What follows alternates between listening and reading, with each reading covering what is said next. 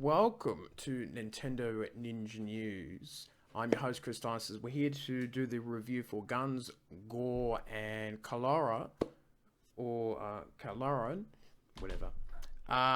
The game came out just a few days ago. Yes, it is another Steam game, another port, and it's going to be interesting to see what I think of this game. So let's get into it.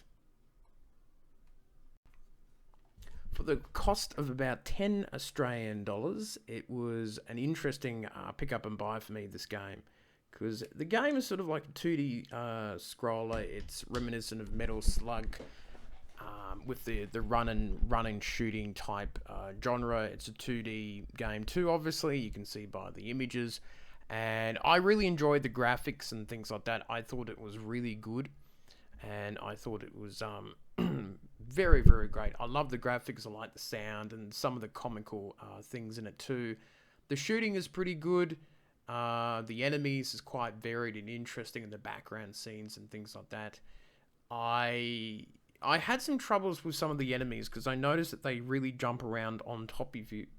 And I found it was difficult to sort of bypass some of them at times. So you've got to be pretty quick in this game for those type of reasons.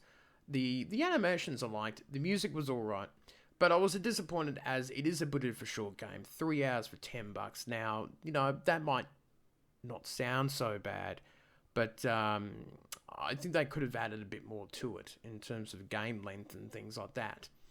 Now, the other thing that I was a little worried about, it's only got local multiplayer. This would have been good if it had the normal sort of, you know, online multiplayer, but this game doesn't have it, which is a bit disappointing, and not too sure why. I felt this could have been really, really good for this type of game. I think that's some of the disappointments of it. Overall, it looks like a great game, and I think it's probably worth the $10 in terms of what there is there to offer on that. So if you like this type of genre game, I think it'll probably be right up your alley.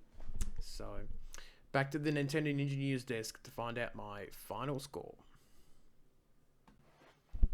So, what do I give Guns, Gore, and Kalara out of 10?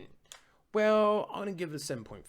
I was going to give it high, but because the game is short, and there was a few niggling things and a couple missing features, I don't think it was really worthy enough to bring up that score. But it's a fine game. I think it does a good job. I think it's probably worth the $10 into that genre and that type of game.